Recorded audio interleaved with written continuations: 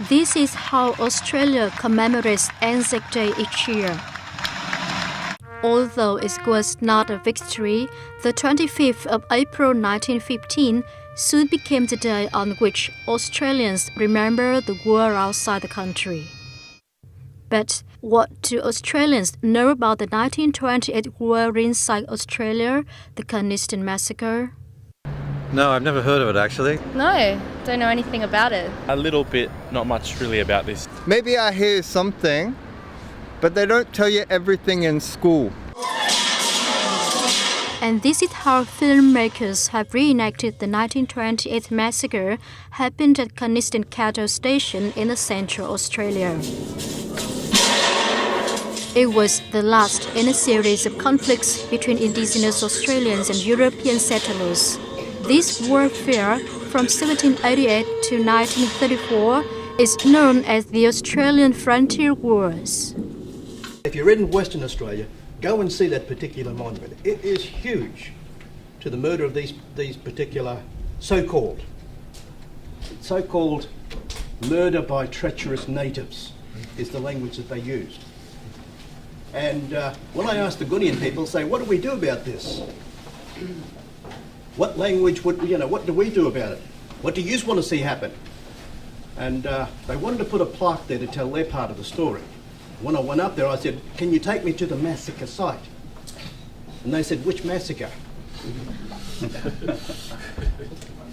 Because there were so many in that particular area. I tell you the story because when I asked them what they wanted to do, all they said was, this from their language, just put these words underneath that plaque. Warajangalu Wandunya, which in their language means, come on, let's sit down together in peace. That word is not on that monument to this day. But that's my compass to see where you white fellas are at and how far you will come to actually acknowledge this incredible massacre that happened to these people here, and perhaps Buttercup might find some recluse through her son Anzac. Anzac Day is pumped up as a national day of glory and remembrance, and the massacres, the Aboriginal massacres in this country don't even receive any interest. Today, for many Aboriginal people, the events of 1928 remain significant. This still does not acknowledge its crimes against our people. The Frontier Wars mean for us, as all Aboriginal people, it's for justice, but it's also for recognising that there was a people on this land. It does mean justice, but it also means sadness, sorrow, and pain that we feel. This war in this country has never ceased. It has been continued on and on since 1788. 86 years have passed, and the Aboriginal people in Australia are still seeking justice. They want the war inside to be recognised at the same time as the war outside Australia. I don't believe in Anzac Day as myself, as a personal. It should have been Australian Day to remembrance our people all around Australia. I think the questions that the Australian government has to answer is, why do we think only about warfare outside Australia? We need to understand the colonisation of Australia as a war. It was an invasion and there was warfare where Aboriginal people resisted. They died trying to defend their land. The questions have also prompted scholars and Indigenous people at this UTS conference to call upon the government to recognise the frontier wars inside the country.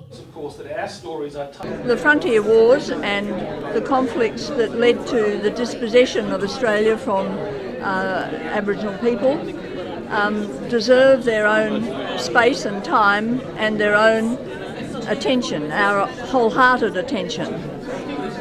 But we need to start recognising the frontier wars as soon as possible. And we do need to talk about it now.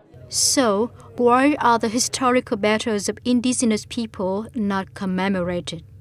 Because of ignorance, really, and a feeling of guilt about how people like myself as non-Indigenous people came to be here. It's not forgotten history, it's hidden history, difference, denial, government, like they were saying. Right, the government's got to put it out there. You put it in the newspapers, you put it on TV, you put it in. They will not do that because before it goes there, IT will get it. These things, IT will get it. It'll run. The rest of the world will know what's going on in this country. In 2011, the Labour government introduced a new national history curriculum in schools as part of reconciliation efforts. The curriculum is expected to provide for the first time the comprehensive view of about 50,000 years of Australia's history. Young people have a lot of exposure to a very small number of facts about Aboriginal people's history. In New South Wales, we've got a mandatory syllabus. Years 7 to 10, all students have to learn about Aboriginal history. Now, that's not very helpful if the facts are limited, the resources are limited, the teachers don't have a lot of backup to do the teaching, and students feel they're forced to do it. We need to really rethink this because it's quite clear that young people don't know about very important events like the Coniston Massacre. And recent moves by the Abbott government to review the curriculum may threaten the future of this approach, since there are conflicting opinions on how to explore different aspects of Australia's past. Why is Anzac Day important? Well, it's part of our history, it's part of the forming of our nation. We shouldn't be embarrassed about having that in our curriculum. Western civilization shouldn't be something that we think is an embarrassment to be explained. We should be embracing the fact that Western civilization has formed our country the way that it is today. Now, it is not yet clear how this review may reshape the history curriculum and how Aboriginal history will be taught in schools. It's quite wrong to think about some things as being Indigenous history and some things as being white fella history. We need to integrate those things. James Cook. He doesn't make up the sum total of Australian history. Australian history is many thousands and thousands of years of Indigenous people's responsibility in caring for country. Today, for many Indigenous Australians, the fight for justice for the Coniston Massacre as well as for the frontier wars remains unceased. And the question, can we have a true reconciliation without addressing Australia's true history, remains unanswered. ThiNgocHaNguyen, Sydney.